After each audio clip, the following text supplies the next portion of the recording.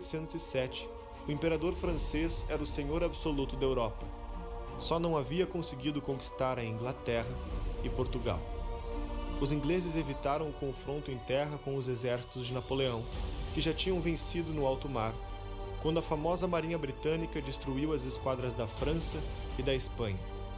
Napoleão reagiu decretando o fechamento dos portos de toda a Europa ao comércio de produtos britânicos. Suas ordens foram imediatamente obedecidas por todos os países, com uma exceção: Portugal. Por esta razão, tropas francesas marcharam em direção à fronteira pronta para invadir o país e destronar o seu príncipe regente, dando fim à dinastia de Bragança. Dom João tinha duas alternativas amargas e excludentes. A primeira era ceder às pressões de Napoleão e adquirir o bloqueio continental, tornando-se aliado da França e declarando guerra contra a Inglaterra. E a segunda, aceitar a oferta dos aliados ingleses. Era o mais temido general da história que o pequeno Império Português teve de enfrentar. Portugal e Inglaterra lutaram de braços dados desde sua fundação, quando os cruzados ingleses ajudaram o jovem Dom Afonso Henriques, primeiro rei de Portugal, a reconquistar a terra tomada pelos mouros. Por muitas vezes, os dois países seriam grandes aliados.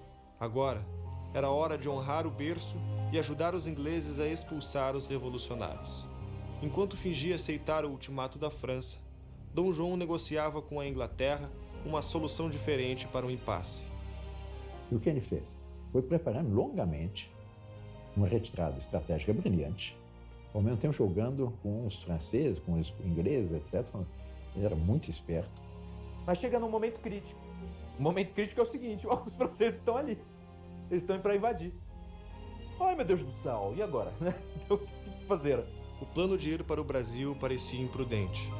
Embora os europeus dominassem colônias imensas em diversos continentes, até aquele momento nenhum rei havia colocado os pés em territórios ultramarinos para uma simples visita, muito menos para ali morar e governar.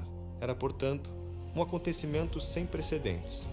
Já era antiga a ideia de transferir a corte para o Brasil, proclamando o rei imperador do Ocidente e indicando um vice-rei para governar Portugal. A existência de planos tão antigos explica por que a mudança da corte para o Brasil deu certo em 1807. Foi uma estratégia nem tão improvisada como geralmente nos contam. A decisão já havia sido tomada e analisada diversas vezes por diferentes reis, ministros e conselheiros ao longo de quase 3 séculos. Em certo momento, quando as tropas francesas, chefiadas pelo general Junot, estavam às portas de Lisboa, nas colinas que circundam Lisboa, estavam no ponto de conquistar Lisboa e prender o rei, eles viram as naus portuguesas que cá vinham. Daí vem a expressão que ele usa no Brasil: fulano ficou a ver navios. A origem dessa expressão é essa. As tropas de Napoleão ficaram a ver navios. Como afirma o historiador Oliveira Lima, de que outra forma se explica que tivesse havido tempo para, depois do anúncio da entrada das tropas francesas no território nacional, embarcar uma corte inteira com suas alfaias, baixelas, quadros, livros e joias?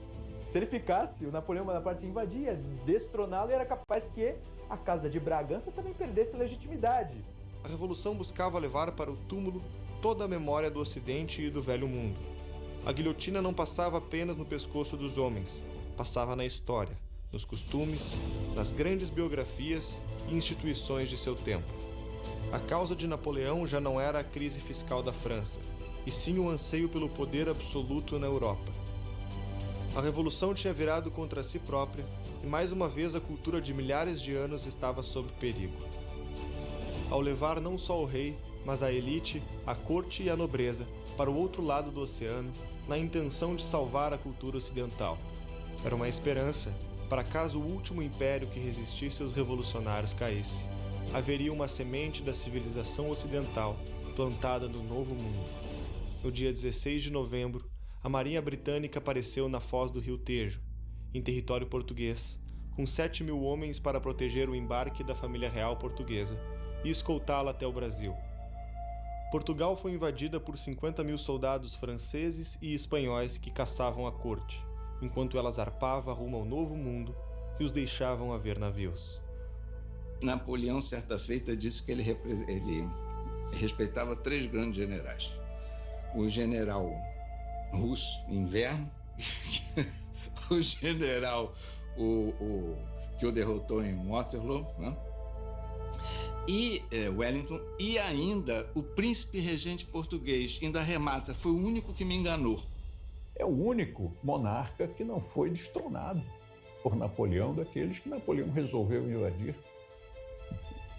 Ele simplesmente disse, não vai conseguir. Agarrou tudo e atravessou o Atlântico. Quero ver agora você ver. Então, ele venceu. Foi o único que me enganou. Napoleão Bonaparte. Em suas memórias escritas pouco antes de morrer no exílio na ilha de Santa Helena, referindo-se a Dom João VI, rei do Brasil e de Portugal.